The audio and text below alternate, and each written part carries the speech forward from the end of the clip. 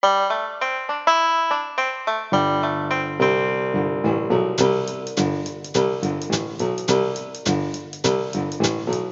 Muppet fans. You look lovely tonight. Welcome once again to Movin' Right Along, a Muppet Movie podcast brought to you by toughpigs.com. This is the podcast where we watch the Muppet Movie 2 minutes at a time and talk about it a lot. I'm your host, Ryan Rowe. I'm your other host, Anthony Strand.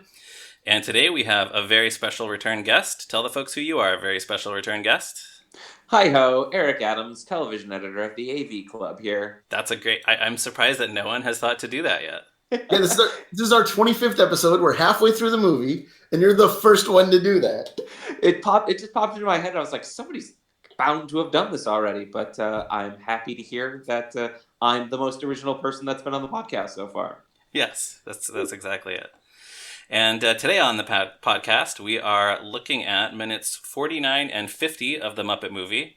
This clip begins with Miss Piggy trying to make sense of what she's just seen, and it ends with the reveal of cameo guest star Steve Martin as Kermit and Piggy's waiter at the restaurant. So we start with sort of the tail end of the previous scene, which is Gonzo popping onto the windshield, and Piggy says, "I don't understand any of this," which is a reasonable reaction, although she did just choose to jump in a car with a bunch of strangers. Well, that actually, I don't understand any of this, is one of my favorite lines in this movie. Like, I say it all the time. I mean, I think I've said this several times so far. I say that line from the Muppet Movie all the time, but that's why I'm doing a podcast where we watch it 2 minutes at a time. But it really is one of my favorites. There's just something about the way Frank Oz says it. I mean, it could easily be like a nothing line on paper.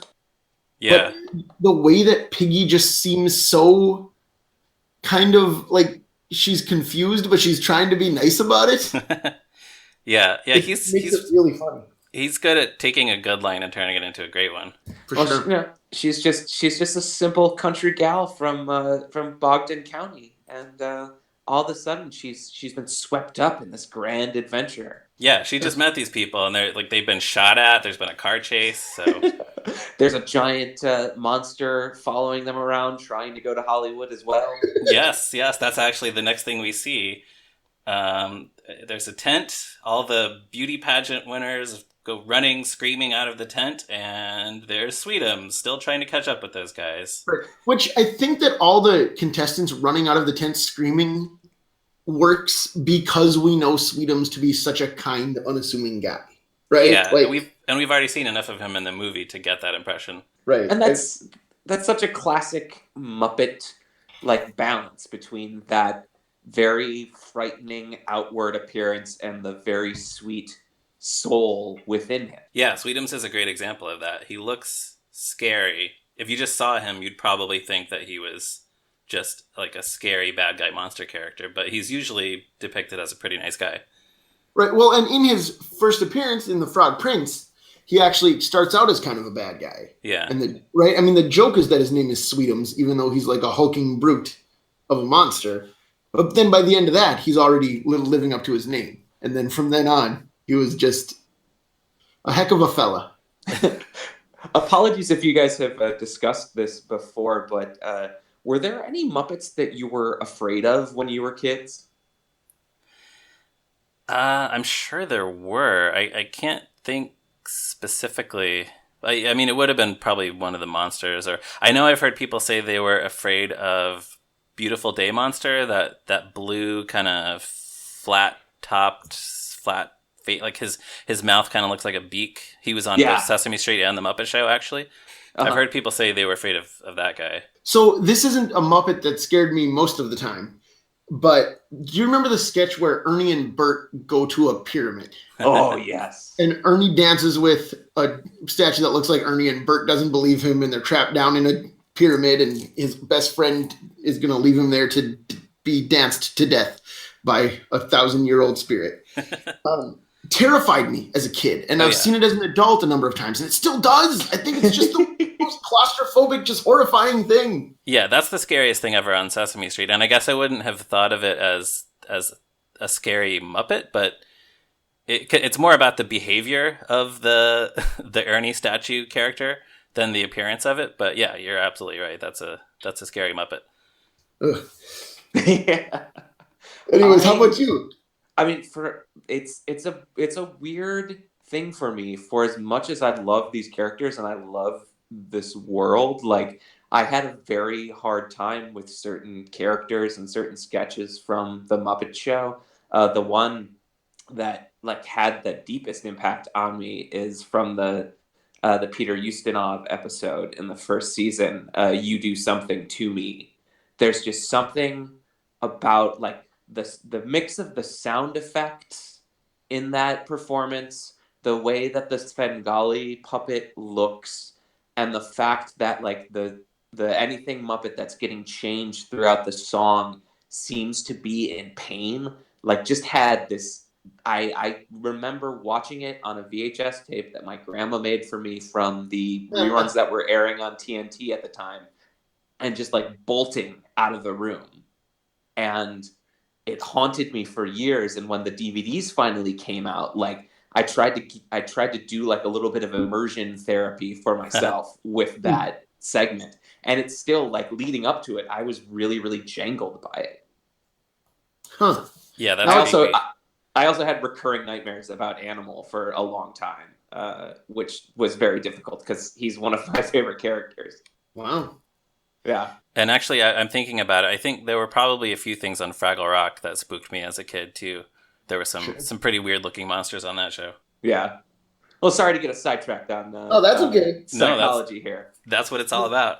It's not too far off topic. Yeah, no, good. And I did want to say it's Sweetums has still not caught up to the guys, but it's pretty impressive that he tracked them to the fair. Like they were just there. He's right behind them. Yeah, we didn't know that. Maybe Sweetums is part bloodhound. You know? Maybe. I don't know how he figured out that's where they were, but yeah, he caught their scent. That's as good an explanation as any. In the middle of a literal running gag. Yeah. Ooh, yeah. So meanwhile, in the car, Miss Piggy is complimenting Kermit. He was so courageous, so magnificent. Fozzie, in a rare moment of attitude, points out that he was the one who did the driving. Well, yeah. You say rare moment of attitude. What I love about it is he just seems annoyed. Yeah. Like it doesn't seem like he's mad. It's just we almost always when we see Fozzie, he's either really upbeat because his act is going to go really well, or he's distraught because his act went horribly. Right. Those are Fozzie's two modes. That's the before and after. Right. So for him to just be kind of like perturbed that this pig is flirting with Kermit in the car that he's driving, that's not even his uncle's car. It's such an interesting mood for him, and I really like it. And you got Frank Oz switching back and forth between those two attitudes right there. That Piggy so enamored of Kermit, Fozzie so upset at Piggy. Piggy, once again, we're talking about the way that Frank Oz can elevate a line. Piggy has that great line about Kermit assuming the awesome responsibility of command. Yeah. Right. And then Fozzie follows that up with, "Oh, brother." Something I do with something like the Muppet Movie when I've seen it a million times in a scene like this is just kind of try to figure out, was Frank Oz performing Piggy and he dubbed Fozzie later, or the other way around? I guess Piggy is sort of the focus of this scene, so he probably performed Piggy and somebody else is doing Fozzie. And then yeah, that's what I was thinking. It feels like Piggy has more line. Although I wonder with the driving thing. I mean, I guess Frank isn't driving, but like, was it a special thing where like he had figured out how to make Fozzie look like he's driving? You know what I mean, or whatever. Yeah. Right, and he also would have the right hand puppeteer, so they could, do the effect of Fozzie working the steering wheel. So yeah, maybe they stuck with that just because it worked. Right. Anyway, we should ask him. Yes, we should ask him on Twitter. Yeah, that I wouldn't sure expect he'll him. Get right back to you. Yeah, so far he hasn't responded to any of my tweets, but someday. The one other character that is that very prominent in the scene is Gonzo. And what I love about this is while Fozzie's being annoyed, Gonzo says, "And I took a 100-foot belly flop onto a moving car." So he just like wants credit for his stunt. right? Like that's what's going through Gonzo's mind during everyone else's complex emotions. Gonzo very much off in his own world. He interprets Piggy's invitation to dinner as an invitation for him. Yeah. Although he's sitting right next to Camilla, man. Yeah, he's a bad boyfriend. He's a terrible boyfriend in this. Like, what I was going to say, in general, these 2 minutes have some of the most like dialogue and character-based humor of the entire movie. I think. Like, we tend to think of the Muppets as, all their jokes are explosions, wacky jokes, sight gags, right?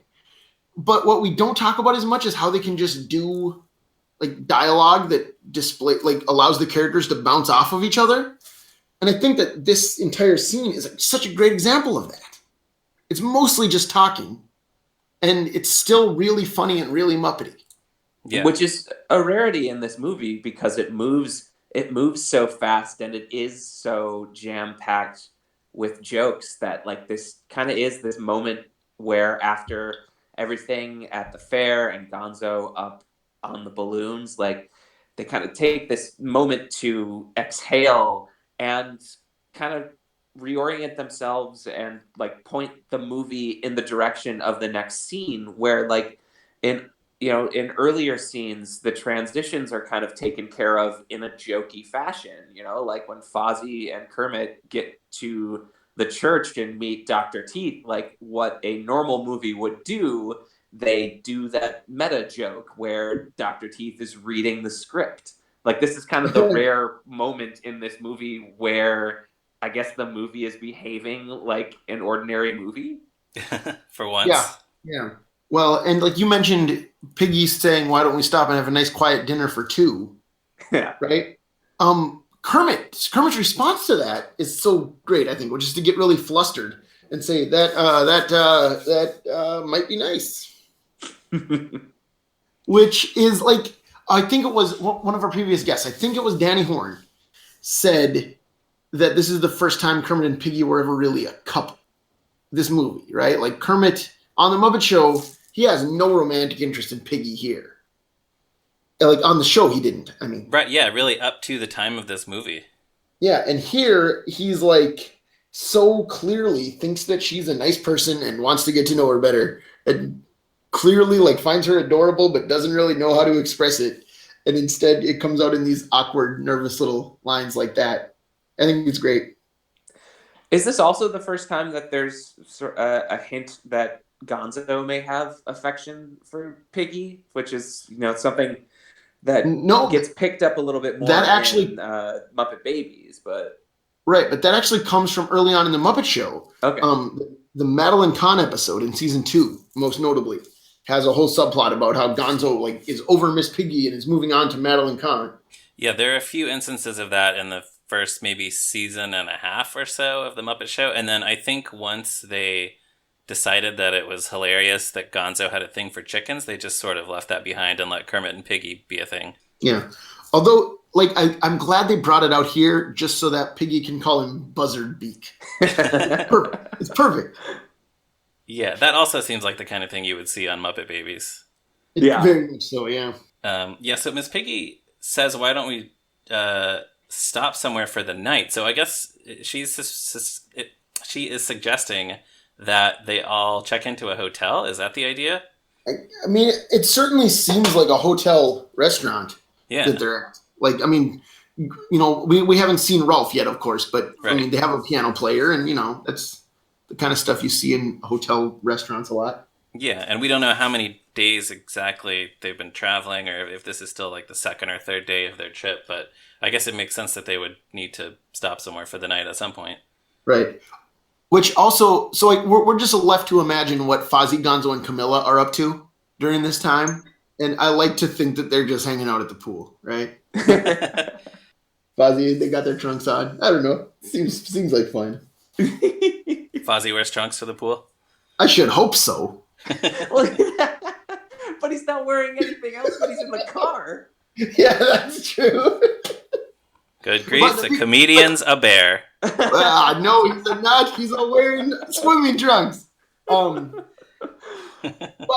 speaking of which, Kermit puts on a nice leisure suit for his date. Yeah. Now, where did, I guess, does Piggy, yeah, Piggy brought her luggage at this point, but where did Kermit get this suit? Was that in his little bindle that he brought with him on the trip?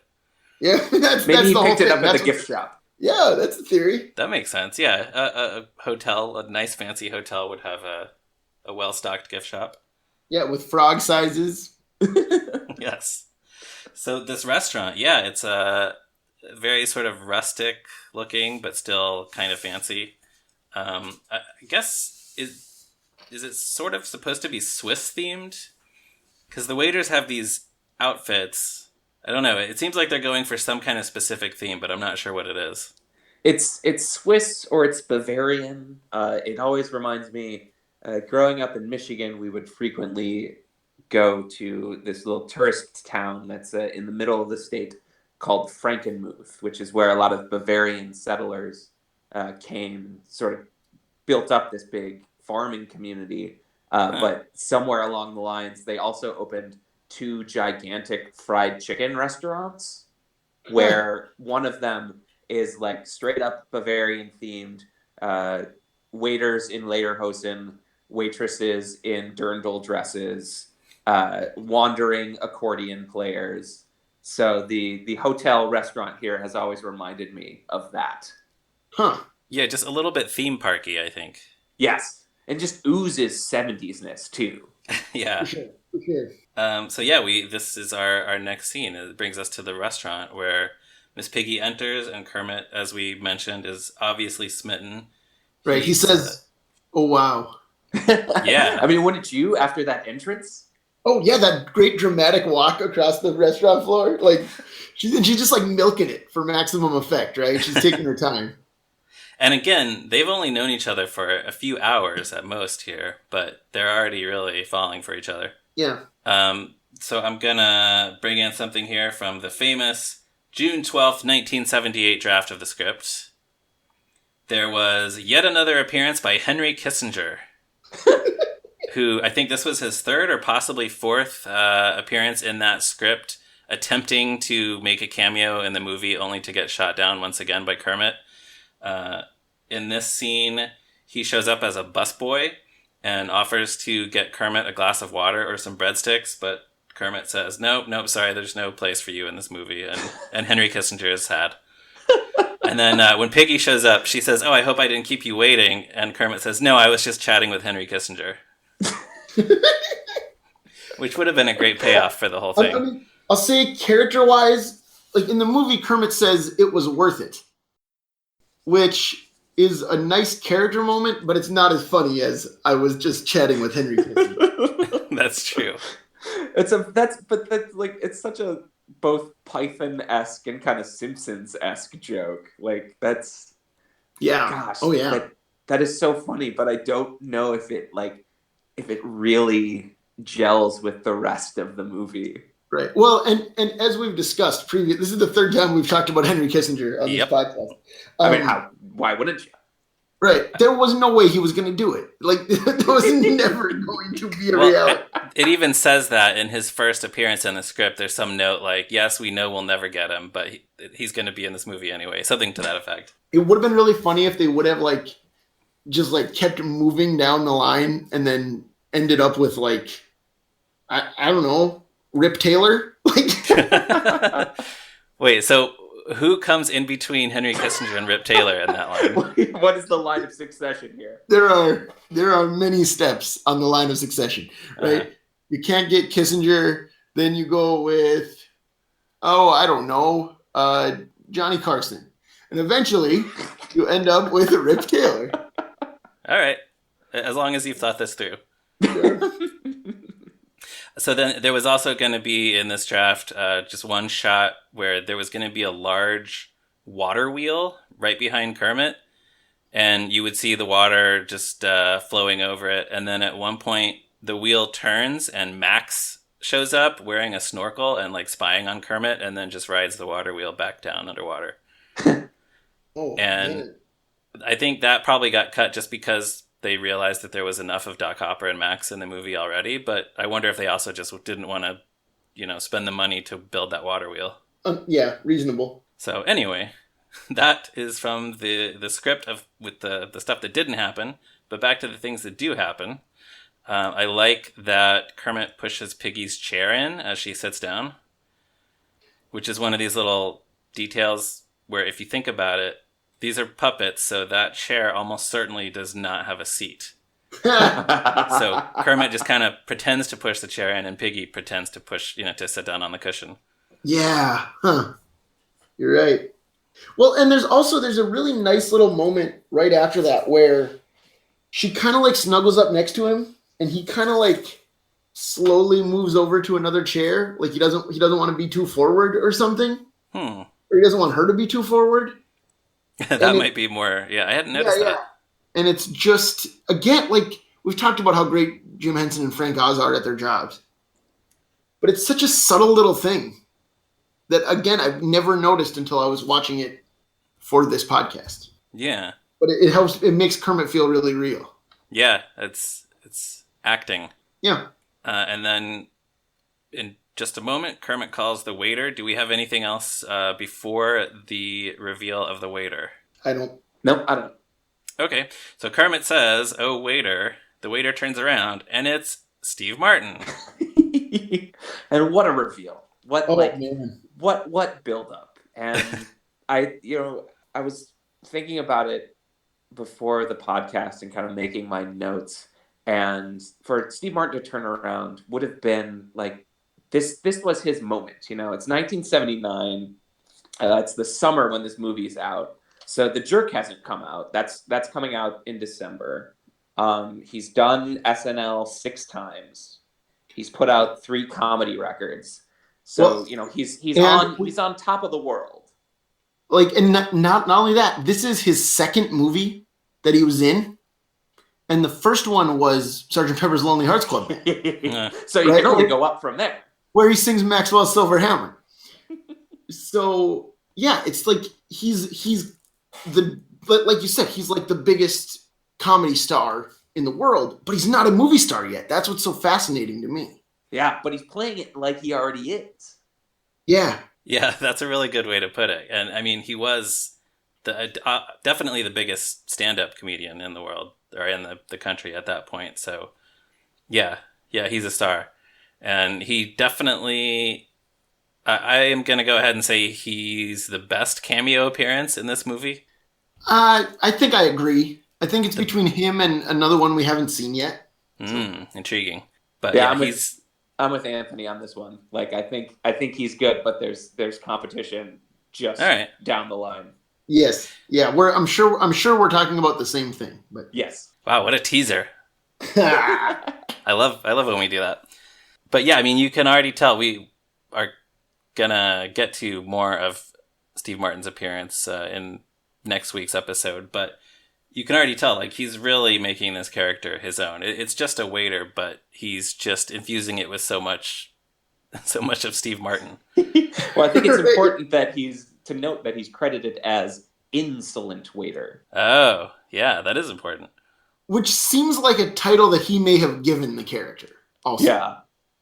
Like, that seems like something, it seems like a word choice he would make in his act. Yeah. I don't know if that's true or not, but it's very Steve. Yes. I mean, I feel like I just said insolent like Steve Martin, so it might as well. Yeah, very much so. He would put the emphasis on that in. Yeah, yes, for sure. Also, I've been keeping track of how many Muppet Show guest stars have shown up in this movie. And Steve Martin was on the show in season 2, which makes him number 8 for Muppet Show guest stars in the Muppet movie so far. 8 out of how many? 8 out of 9. Just one more. One more. And yeah, that's a good episode. It strays from the usual format where the show is canceled because they have to hold auditions, which I don't remember where I read this or heard this, but I think part of the reason they did that was because there was no other really natural way to incorporate his act into the Muppet Show. So this way they could just have him come out and like do a song with the banjo and then come out and do balloon animals, and it didn't seem too weird. I think you're thinking of actually a column written by former podcast guest Noel Murray. Yes. His installment some years ago about the Steve Martin episode. I think he talks about that. Do you remember if there was an actual source or if it was more like just theorizing from what we see on the screen? I don't, but either way, listeners, you should go read that article. It's great. Yeah, well, we'll link to it here on the website. Yeah, we sure will. Eric, you reviewed his episode too, yeah? Yes, For the yeah. AV Club? I was about to say, you can also read my thoughts on it. Yeah, well, so we'll link to that as well. when I took up the labor of love of trying to write full-length recaps of the Muppet Show for 2 seasons, which oh man, very and they were draining. so good. Like sure.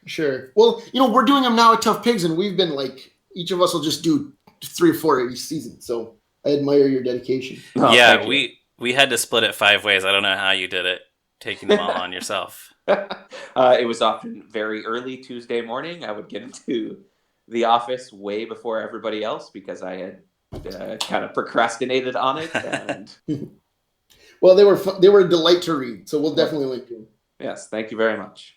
And that's actually all I have. I don't know if you guys have more about Steve Martin specifically or the restaurant scene, but it pretty much does it from my notes.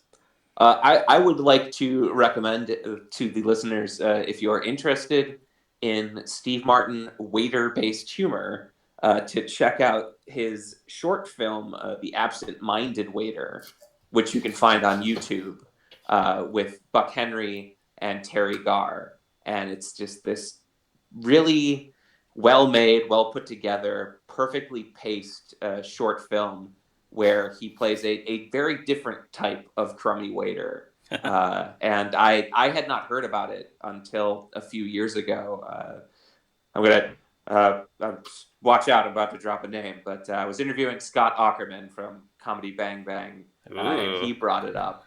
And it was just like such a lovely discovery because it was this little piece that Steve Martin had made, I think, in cooperation with the Aspen Comedy Festival, maybe, like in the late 70s, early 80s, and it aired as part of Homage to Steve, which was one of the TV specials he did for NBC, which can be found in the Steve Martin The Television Stuff box set from Shout Factory, which I would also highly recommend. I second that recommendation. I have that box set too, and it's delightful. I have known that short film existed for years, but I didn't know that anyone had put it on YouTube, so I'll have to take a look. Yeah, it's there in its entirety, and it's 7 minutes long, so it's perfect for YouTube. Much like a lot of decontextualized Muppet Show segments, it works perfectly as a little bite-sized thing. Yeah, for sure. All right. Any other notes on minutes 49 and 50? I think that's it for me. All right. So with that, we will wrap things up. And listeners, please check us out on toughpigs.com on the internet, and also as Tough Pigs on Facebook, Twitter, Instagram, Tumblr, and whatever else is out there. You can find me on Twitter at @MeRyanRowe. You can find Anthony on Twitter at ZeppoMarxist. And Eric, remind people where they can find you on the internet. You can find me at the internet at the AV Club, which is avclub.com. And I'm on Twitter at Eric M. Adams. The M is for Muppets. Yay! Yay! Yay! And everyone, if you have a minute, please give us a positive review on iTunes and tell all your friends about the show. And we will see you next week for another episode of Movin' Right Along. Bye-bye. So long, Buzzard Beak.